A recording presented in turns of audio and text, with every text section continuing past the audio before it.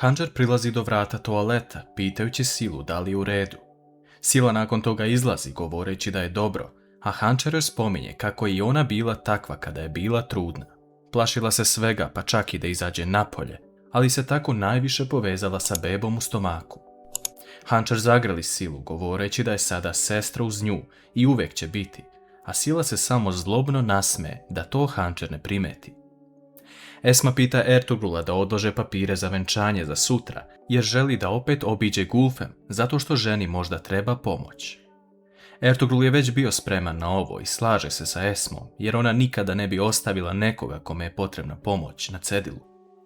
Esma se vraća pred vrata Gulfemine kuće, a Gulfem kroz prozor gleda u Esmu i govori u sebi da je znala da će se vratiti i neće moći da je ostavi. Jigit dolazi u firmu sa 2 ušećerene jabuke koje je Metin tražio, ali donosi još jednu za Hilal, a ona se mnogo obraduje.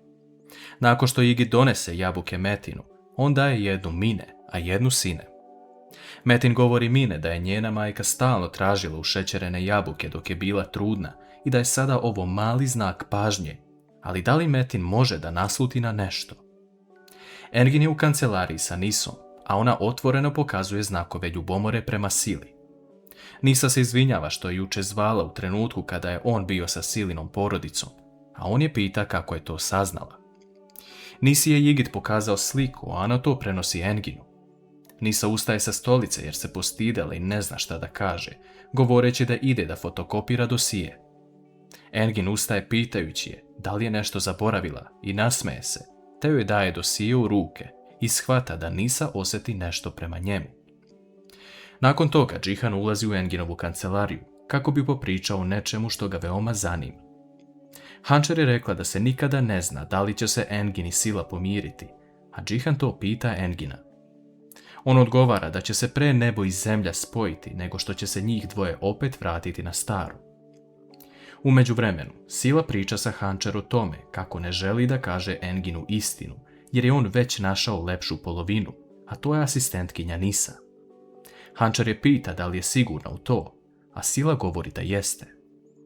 Sila se pravi da neće roditi dete i da ne sme kvariti Enginu sreću samo kako bi imala nekoga pored sebe, a Hančer joj govori da je neće ostaviti i da će uvijek biti tu uz nju.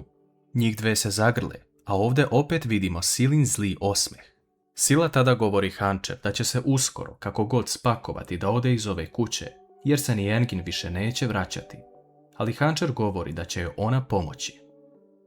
Engin otvara dušu Džihanu, govoreći mu da se osjećao prazno nakon što je video da Sila koristi njegovu dobrotu kako bi ušla u porodicu Deviloglu.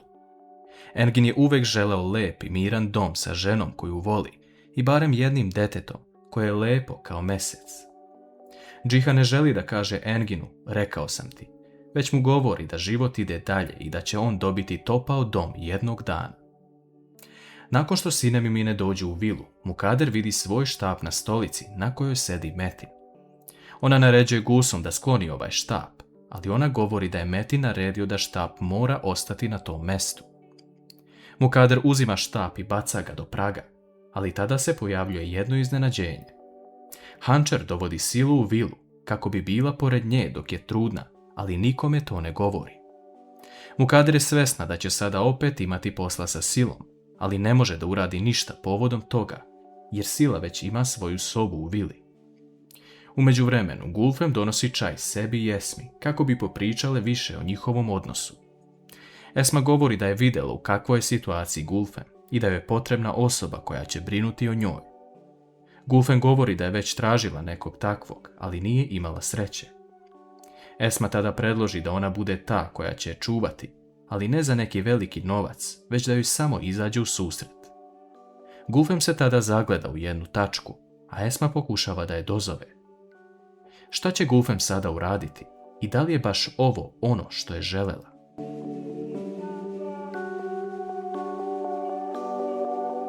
Gulfem još uvijek ćuti, a Esma je pomislila da ona nije čula, te polako ustaje kako bi krenula kući. Međutim, Gulfem se okreće govoreći da se vrati jer je samo razmišljala o ovome i da je zalutala u svojim mislima. Esma se vraća na stolicu i otvara dušu Gulfem, te priznaje da je ona bivši zatvorenik i osoba koja je osuđena za najgori zločin. Gulfem je to već sve znala, ali se pravi da ništa ne zna.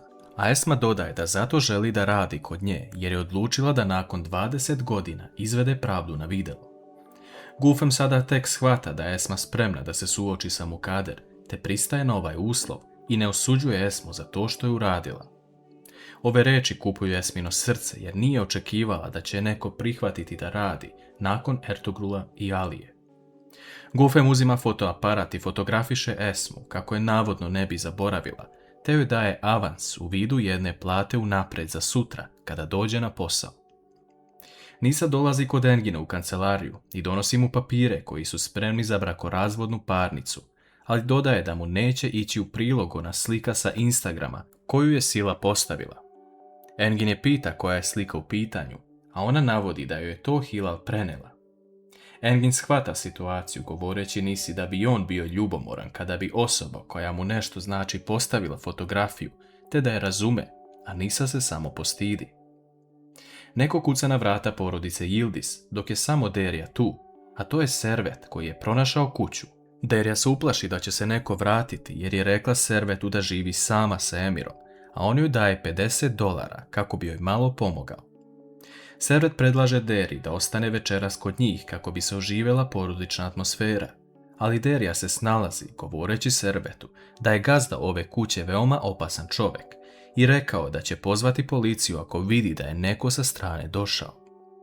Servet se uplaši nakon što to čuje i odlazi, a nakon njega se Čemil pojavljuje u kući i vidi Deriju koja pakuje stvari kako bi se iselili. Derya govori da je ruska mafija pronašla Čemila i da moraju da idu odavde.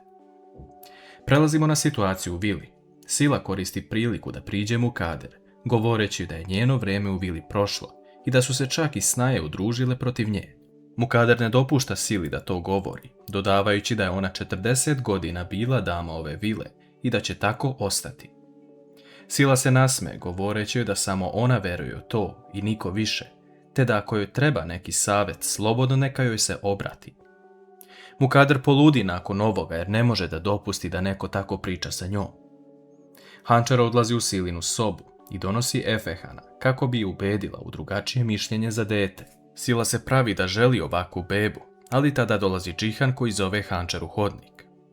Džihan pita Hančar gdje je bila, pošto je video da nema ni nje ni Efehana u sobi. Hančar govori Džihanu da je Sila došla kod njih u vilu, jer prolazi kroz težak period razvoda. Sila se približi jednom zidu kako bi čula šta njih dvoje pričaju, a Džihan govori da je Engin svoje rekao i da ne postoji razlog da se pomiri sa Silom.